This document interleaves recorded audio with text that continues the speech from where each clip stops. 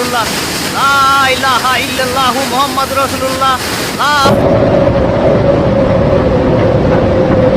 স্মরণকালের ভয়াবহ দুর্যোগের মুখে বাংলাদেশ, আর বেশি দূরে নেই ঘূর্ণিঝড় রেমাল।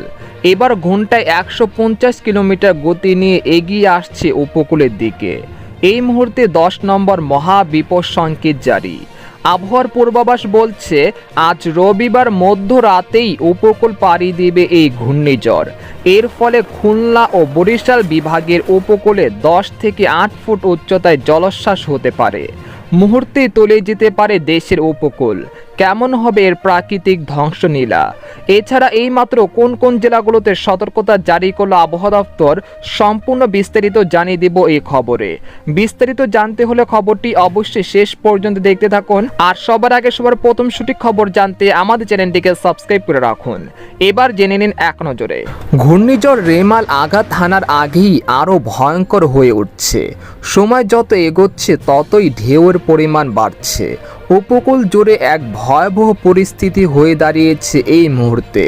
আবহাওয়াবিদদের ধারণা, এই ঘূর্ণিঝড় আজ রবিবার রাতের মধ্যে বাংলাদেশ ও পশ্চিমবঙ্গের উপকূলে ২০০৭ সালের ভয়াবহ সিডরের মতো আঘাত হানতে পারে। টানা ৫ ঘন্টা চলবে এর তাণ্ডব। সেই সাথে উপকূলের চরগুলোতে ১০ থেকে ৮ ফুট উচ্চতায় জলোচ্ছ্বাসে প্লাবিত হতে পারে বলে আশঙ্কা করছেন আবহাওয়ার গবেষকরা। এদিকে আবহাওয়ার বিশেষ বুলেটিনে জানানো হয়েছে, বর্তমানে ঘূর্ণিঝড় কেন্দ্রের ৫৪ কিলোমিটার, এর মধ্যে বাতাসের একটানা সর্বোচ্চ গতিবেগ ঘন্টায় ৬২ কিলোমিটার, যা দমকা অথবা ঝড়ো হাওয়া আকারে ৮৮ কিলোমিটার পর্যন্ত বৃদ্ধি পাচ্ছে। ঘূর্ণিঝড় কেন্দ্রের নিকটবর্তী এলাকায় সাগর খুবই উত্তাল রয়েছে। এই কারণে পায়রা ও মংলা সমুদ্র বন্দরকে ১০ নম্বর মহাবিপদ সংকেত দেখিয়ে যেতে বলা হয়েছে। চট্টগ্রাম ও কক্সবাজার সমুদ্র বন্দরকে ৯ নম্বর বিপদ সংকেত দেখিয়ে যেতে বলা হয়েছে। এদিকে শক্তিশালী ঘূর্ণিঝড় রেমাল আঘাত হানতে পারে আজ ২৬শে মে রাত হতে ২৭শে মে সকালের মধ্যে। পশ্চিমবঙ্গের সাগর দ্বীপ হতে বাংলাদেশের খেপুপাড়ার মধ্য উপকূলে আঘাত করতে পারে।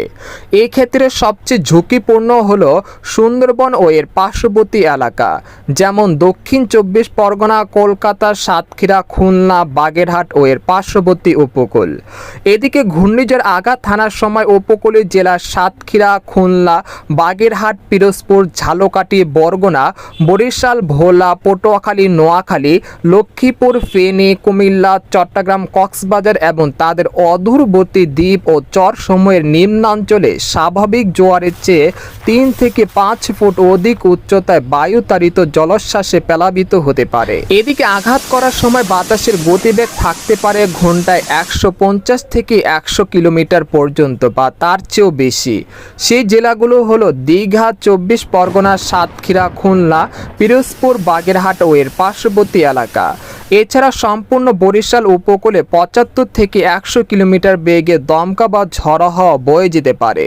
সেই সাথে দেশের উপকূল সহ রাজশাহী, রংপুর, ময়মনসিংহ, ঢাকা, খুলনা, বরিশাল, চট্টগ্রাম ও সিলেট বিভাগে দমকা বা ঝড়ো হাওয়া সহ ভারী ৪৪ থেকে ৮৮ মিলিমিটার থেকে অতি ভারী ২৮৯ মিলিমিটার বর্ষণ হতে পারে।